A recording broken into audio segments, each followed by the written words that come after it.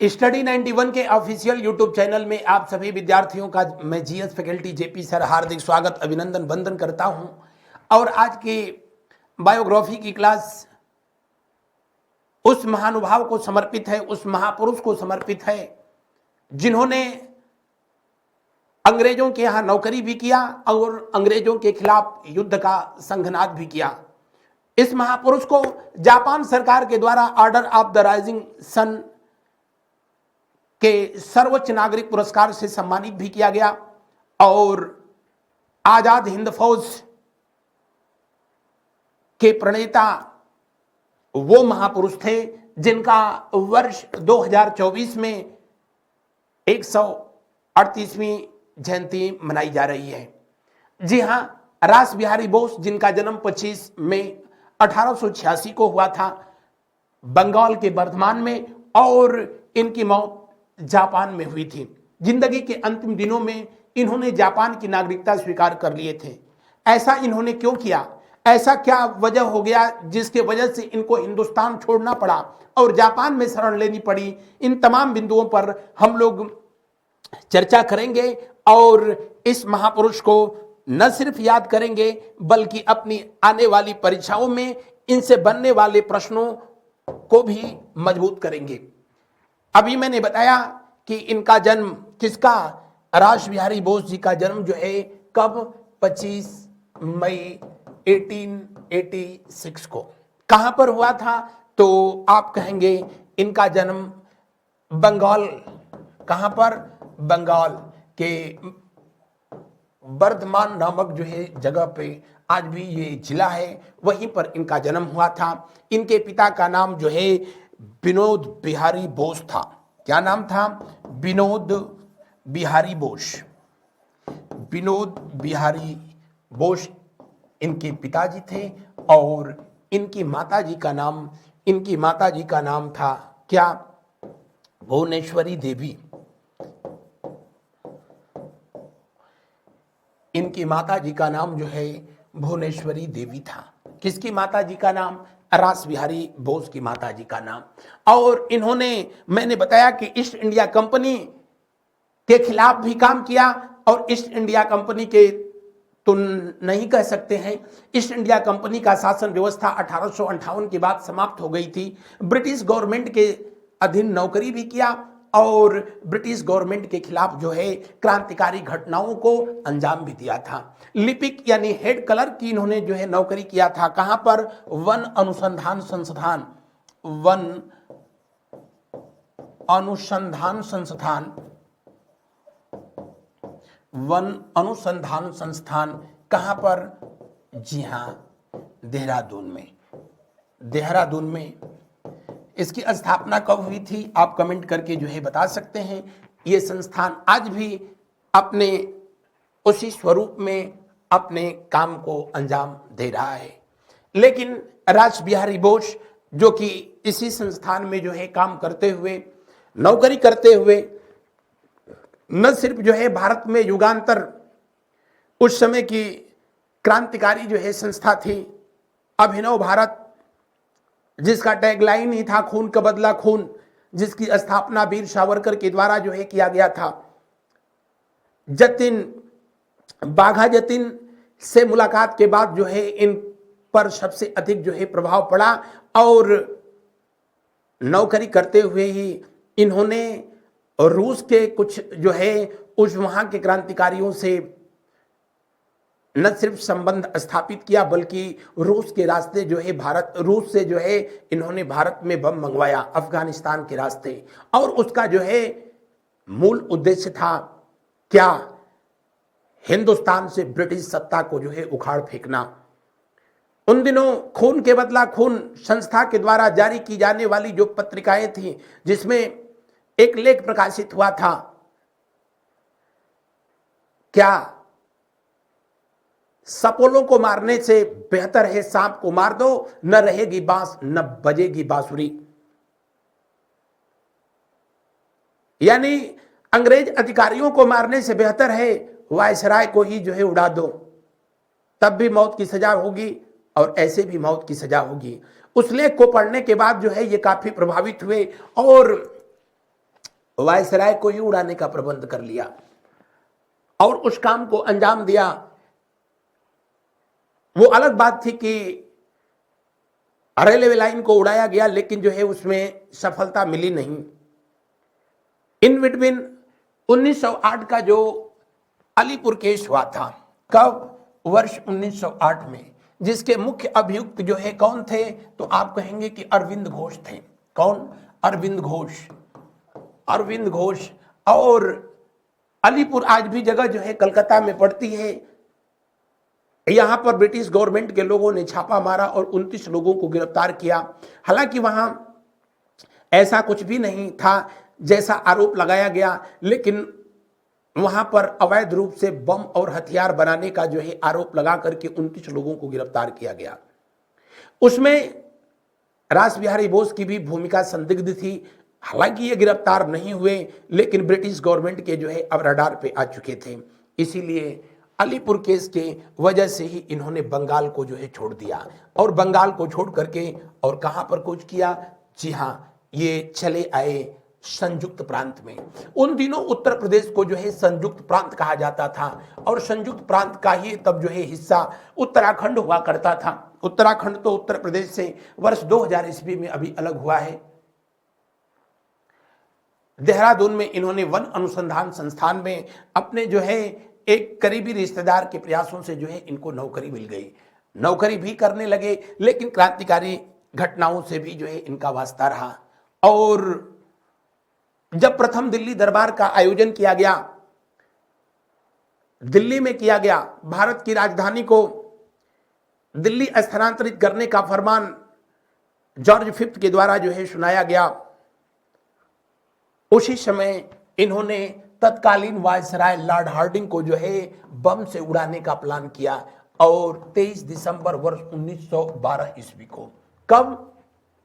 23 दिसंबर 1912 ईस्वी को, यानी दिल्ली दरबार का एक बरस जो है अब बीत चुका था और 23 दिसंबर 1912 ईस्वी को तत्कालीन वायसराय लॉर्ड हार्डिंग सेकंड के द्वारा एक जुलूस निकाला गया। 25 दिसंबर को इन लोगों का क्रिसमस होता था। उससे पहले 2 दिन पहले यह जुलूस निकाला गया, जिसका उद्देश्य पूरे दिल्ली में जो है उसका भ्रमण करना था और फिर घूम करके जो है दिल्ली के लाल किले में चला आना था। इसके खिलाफ जो है लॉर्ड हार्डिंग को बम से उड़ाने का प्रयास, जो साजिश, जो प्लान था, वो रास बिहारी बोस का था और इस घटना को अंजाम दिया था जिन क्रांतिकारियों ने, उसमें एक व्यक्ति थे जिनका नाम था बसंत विश्वास। बसंत विश्वास। दूसरे व्यक्ति इनके सगे भाई जिनका नाम था जो है मनमथ विश्वास। क्या नाम था? मनमथ विश्वास। ये दोनों रास बिहारी बोस के बड़े जो है करीबी व्यक्ति थे। इनके यहां कहा जाता है कि घरेलू नौकर के रूप में इन लोगों ने काम भी किया था। ये दोनों अनाथ थे और इन्हीं दोनों भाइयों को अवध बिहारी बोस के साथ जो है दिल्ली भेजा जाता है। किसके साथ? अवध बिहारी बोस के साथ जो है दिल्ली भेजा जाता है और अवध बिहारी बोस जो है दिल्ली में बाल मुकुंद दुबे, किससे? बाल मुकुंद दुबे, बाल मुकुंद दुबे और मास्टर अमीन चंद्र के साथ मिलकर के और इस घटना को अंजाम देते हैं। जब चांदनी चौक से 23 दिसंबर के दिन ये काफिला जो है गुजर रहा था, तब भरी भीड़ में बसंत विश्वास ने हाथी पर बैठा हुआ वायसराय लॉर्ड हार्डिंग पर जो है बम फेंका। लेकिन बदकिस्मती थी, वायसराय बच गया। उसका महावत तो मारा गया, वहां भगदड़ मची, वायसराय घायल भी हुआ, लेकिन कमीना बच गया और इस घटना में बसंत विश्वास गिरफ्तार किए गए। मनमथ विश्वास, अवध बिहारी बोस और बाल मुकुंद दुबे, मास्टर अमीन चंद्र। मनमथ विश्वास को कहा जाता है कि उस समय ब्रिटिश पुलिस ने इतना टॉर्चर कर दिया कि इनकी मौत हो गई, जबकि इस घटना में इन 3 लोगों को जो है दिल्ली में फांसी दे दी गई और इनको जो है अंबाला की जेल में जो है फांसी दे दी गई। लेकिन इस घटना के जो है मास्टरमाइंड कौन थे? रास बिहारी बोस। इन्हीं का प्लान था। इन्हीं के द्वारा बम मंगवाया गया था और जाहिर सी बात थी उसके बाद भी ये नौकरी करते रहे। कहां पर? देहरादून में, बिल्कुल ऐसे जैसे कुछ हुआ ही नहीं है। लेकिन उधर ब्रिटिश गवर्नमेंट के द्वारा जो है अपनी खुफिया एजेंसियों का जो है इस्तेमाल किया जाने लगा, तो इस बात की इनको भनक लग गई।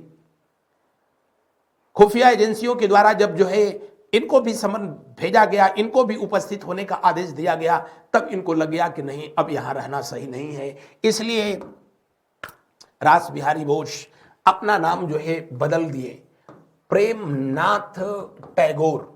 किस नाम से? प्रेमनाथ टैगोर के नाम से जो है इन्होंने कलकत्ता से जापान की यात्रा जो है किया था। कब? 1915 में। तो आपसे जो है पूछा जाता है कि कलकत्ता से जापान की यात्रा रास बिहारी बोस ने कब किया? 1915 में किया। और किस नाम से किया? प्रेमनाथ टैगोर के नाम से किया। इन्होंने स्वयं को, अपने आप को रविंद्रनाथ टैगोर का रिश्तेदार बताया, भतीजा बताया, जबकि उनके परिवार से दूर दूर तक का इनका कोई वास्ता ही नहीं था। लेकिन रविंद्रनाथ टैगोर या उनका परिवार उस समय का बहुत फेमस परिवार था। रविंद्रनाथ टैगोर पहले ऐसे भारतीय थे, भारत ही नहीं एशिया के पहले ऐसे व्यक्ति थे जिनको नोबेल पुरस्कार जो है प्राप्त हुआ था, और कौन नहीं जानता था। उन्हीं के नाम का जो है इन्होंने सहारा लिया, कोलकाता तक पहुंचे और कोलकाता से जो है पानी की जहाज से वहां से निकल लिए। कहां पहुंच गए? जापान। जापान में जो है पहुंचे। हालांकि जापान से जो है इन्होंने फिर अमेरिका की भी यात्रा की, और अमेरिका में पहुंच करके इन्होंने एक संगठन की स्थापना की जिसका नाम था गदर पार्टी। क्या नाम था? गदर पार्टी। गदर पार्टी की स्थापना, जैसा कि आप सब जानते हैं, 1 सितंबर 1913 को हुआ था। कहां पर? सैन फ्रांसिस्को में यूएसए में हुआ था। इसके संस्थापक कौन थे? अगर जो है पूछा जाए कि इस पार्टी के संस्थापक कौन थे, तो आप बताएंगे कौन थे? जी हां, लाला हरदयाल। कौन? लाला हरदयाल। सोहन सिंह भाखना और जो सहयोगी की भूमिका में थे, सलाहकार की भूमिका में जो महानुभाव थे, कौन थे? रास बिहारी बोस। कौन थे? रास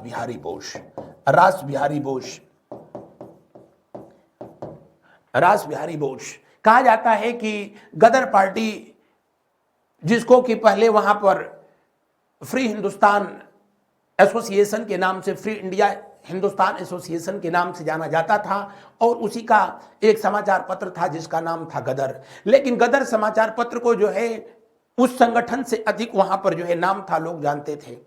और रास बिहारी बोस के द्वारा इनके सलाह पर गदर पार्टी की जो है स्थापना किया गया, और इस संगठन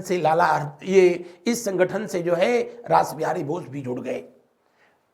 इन्हीं के कहने पर इस गदर पार्टी का जो हेडक्वार्टर था, जो मुख्यालय था, उसका नाम जो है, हेडक्वार्टर जो था उसका नाम युगांतर रखा गया। जबकि युगांतर भारत में जो है एक क्रांतिकारी संगठन था, और उस संगठन के द्वारा जारी की जाने वाली एक पत्रिका भी थी। लेकिन जब फर्स्ट वर्ल्ड वार में अमेरिका ब्रिटेन का सहयोगी देश बन गया, तो जाहिर सी बात थी गदर पार्टी या ऐसे सभी संगठन जो कि उस समय अमेरिका में काम कर रहे थे, ब्रिटेन के विरोधी थे। अमेरिका खुद ब्रिटेन विरोधी था। लेकिन राजनीति की दुनिया में कौन किसका सगा कब हो जाए, कौन किसका कब दुश्मन हो जाए, कोई भरोसा नहीं। और प्रथम विश्व युद्ध में यही हुआ, जब अमेरिका जो कि ब्रिटेन का दुश्मन था, जब उसका सहयोगी हो गया, तो इस तरह की राजनीतिक संगठनों को वहां से जो है, क्रांतिकारी संगठनों को वहां से अपना बोरिया बिस्तर बांध लेना पड़ा। और यही वजह थी कि रास बिहारी बोस भी अमेरिका से अब फिर वहां से भी जो है निकल लिए, और पुनः जो है कहां आ गए? जापान आए, और जापान में अपना वेश बदल करके जो है एक लंबा समय बिताया।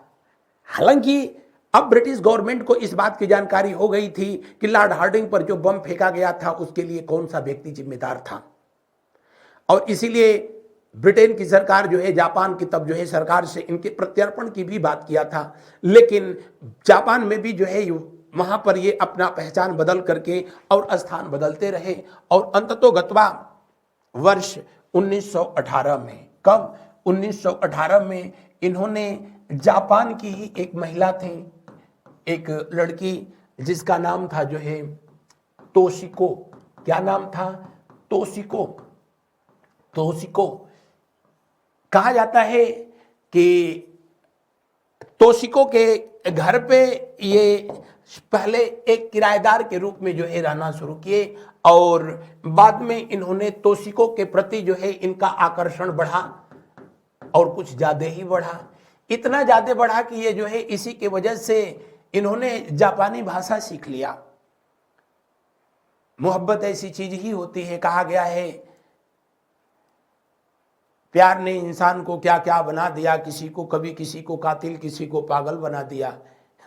इन्होंने जापानी भाषा का इनको विद्वान बना दिया और ये महोदय इसी तोशिको से जो है शादी कर लिए।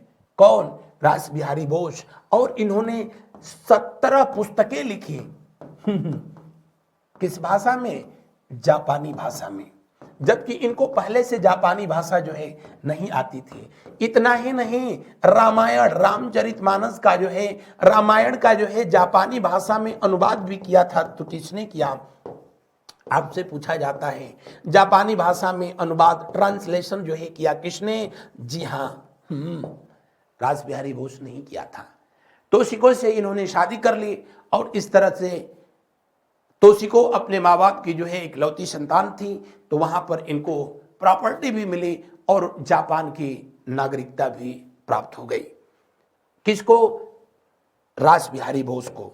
यहीं पर वर्ष 1922 में जो है इनको पुत्र रत्न की जो है प्राप्ति हुई और इनके बेटे का नाम हुआ तेस्तुसु हेगुची। भाई जापानी भाषा में जो है ये नाम रखा गया। और आप लोग अगर जो थोड़ा बहुत सोशल मीडिया से वास्ता रखते होंगे, अपने पहले कार्यकाल में मोदी जी जब जापान की यात्रा पर गए थे तो इन महोदय से मिले भी थे। अभी ये हैं, इनकी अवस्था जो है 102 वर्ष से अधिक है। आप सोशल मीडिया पर इसको जो है सर्च भी कर सकते हैं। अभी ये हैं, इनकी 2 संतानें हुई, एक बेटा और एक बेटी। ये इनके जो सपूत हैं आज भी अभी हैं। और 1922 में इनका जन्म होता है। हालांकि जापान की नागरिकता स्वीकार करके भी अवध बिहारी बोस भारतीय क्रांति के लिए जो है, भारत की आजादी के लिए हमेशा समर्पित भाव से लगे रहे हैं। वो अलग बात थी कि देश को आजाद देखने का जो इनका हसरत था, वो हसरत ही बन करके रह गया। इंडिपेंडेंस लीग की स्थापना इन्होंने किया। कब? 22 जून वर्ष 1942 को किया था। इंडिपेंडेंस लीग की स्थापना इन्होंने 22 जून 1942 के दिन किया और इसका जब सम्मेलन बैंकॉक में जो है आयोजित किया गया था। कहां पर? बैंकॉक। ये जगह कहां पड़ती है? बैंकॉक जो है कहां पड़ता है? तो आप कहेंगे कि थाईलैंड की जो है राजधानी, थाईलैंड की राजधानी। और उन दिनों इस पर जापान का जो है अधिकार था, इसलिए यहां पर जब सम्मेलन आयोजित किया गया तो उसी समय सुभाष चंद्र बोस, जो कि ये भी जो है उस समय जापान में पहुंच चुके थे, इनको इनवाइट किया गया था। इंडियन इंडिपेंडेंस लीग, ये ध्यान रखेंगे, इंडियन इंडिपेंडेंस लीग की स्थापना जो है, अगर आपसे पूछा जाए कि इस संगठन की जो है स्थापना, तो ये 3 लोगों ने इस संगठन की स्थापना अलग अलग जगहों पर किया था। इंडियन इंडिपेंडेंस लीग की स्थापना अगर जो है आपसे पूछा जाए कि अफगानिस्तान में किसने किया, कलर बदल लेते हैं, अफगानिस्तान में जो है किसने किया था? अफगानिस्तान में इस संगठन की स्थापना जो है किसने किया? तो आप कहेंगे कि राजा महेंद्र प्रताप। कौन? राजा महेंद्र प्रताप के द्वारा जो है किया गया था। राजा महेंद्र प्रताप के द्वारा। और कब किया गया था? 1915 में किया गया था। वही राजा महेंद्र प्रताप जिनके नाम पर जो है अब अलीगढ़ में अलीगढ़ विश्वविद्यालय की जो है स्थापना किया जा रहा है। इंडियन इंडिपेंडेंस लीग की अगर जो है पूछा जाए कि अमेरिका में स्थापना किसने किया, तो अमेरिका में इस संगठन की स्थापना किया था बरकतुल्लाह अंसारी ने। किसने? बरकतुल्लाह अंसारी। बरकतुल्लाह अंसारी और बरकतुल्लाह अंसारी और राजा महेंद्र प्रताप, यही दोनों लोग मिलकर के और अफगानिस्तान की धरती पर पहली अस्थायी भारतीय सरकार की स्थापना किया था। और 1942 में अगर जो है कहा जाए कि 1942 में इंडियन इंडिपेंडेंस लीग की स्थापना जापान में किसने किया था, तो अभी मैंने बताया कि जापान में जो है इसकी स्थापना किसके द्वारा किया गया था। जी हाँ, इसकी स्थापना रास बिहारी बोस के द्वारा जो है किया गया। रास बिहारी बोस के द्वारा जो है इस संगठन की स्थापना किया गया था और बाद में इसकी कमान जो है इन्होंने किसको सौंप दिया था? सुभाष चंद्र बोस जी को जो है सौंप दिया था। INA की स्थापना या कह लो कि Indian National Army, Indian National Army, Indian National army या आजाद हिंद फौज, आजाद हिंद फौज, आजाद हिंद फौज। दरअसल अपना जो इनका जो संगठन था इंडिपेंडेंस लीग, उसका जो झंडा था उसका नाम ही इन्होंने जो है आजाद हिंद रखा था। क्या नाम रखा था? आजाद हिंद उसका नाम रखा था। यह शब्द वहीं से जो है आया। इंडियन नेशनल आर्मी जो थी इसकी स्थापना जो है अगर जो है कहा जाए तो सबसे पहले 30 मार्च के दिन, कब? 30 मार्च, इसकी स्थापना 30 मार्च को किया गया था। किसके द्वारा जो है किया गया? 30 मार्च को इसकी स्थापना जो है किया जाता है 30 मार्च 1942 को। किसके द्वारा जो है किया गया? कैप्टन मोहन सिंह के द्वारा किया गया था। किसके द्वारा? कैप्टन मोहन सिंह, जो कि कैप्टन मोहन सिंह, दूसरे व्यक्ति थे निरंजन सिंह गिल और तीसरे व्यक्ति जिनका योगदान था ये जापान के रहने वाले व्यक्ति थे जिनका नाम था फुकीहारा। फुकीहारा ये वहां के कैप्टन थे, आर्मी कैप्टन थे। कहा जाता है कि इंडियन नेशनल आर्मी को स्थापित करने का विचार सबसे पहले कैप्टन मोहन सिंह के ही दिमाग में आया था। निरंजन सिंह गिल और ये भी जो है सेना में काम करने वाले व्यक्ति थे और जापान के जो है ये कैप्टन फुकीहारा, ऐसे भारतीय सैनिक जो कि अंग्रेजों के तरफ से वहां जाकर के लड़ रहे थे, ऐसे लोगों को बंदी बनाया गया और फुकीहारा के नेतृत्व में और बाद में कैप्टन मोहन सिंह के नेतृत्व में एक इंडियन नेशनल आर्मी की जो है स्थापना कर दी गई थी। इंडियन नेशनल आर्मी की स्थापना कर दी गई। हालांकि बाद के दिनों में जापान की सरकार से और इन सैनिकों के जो सैनिक बंदी बनाए गए थे इनकी स्वामित्व को लेकर के मनमुटाव हुआ तो इन दो लोगों को गिरफ्तार भी कर लिया गया था। इन दोनों लोगों को गिरफ्तार कर लिया गया। अब इसमें एंट्री होती है जिस हीरो की, उनका नाम था जो है रास बिहारी बोस। इनके प्रयासों से इन दोनों लोगों को जो है छोड़ दिया गया। इन दोनों लोगों को ये छुड़वाने में जो है कामयाबी हासिल की और पुनः जो है इन्होंने 1 सितंबर कब?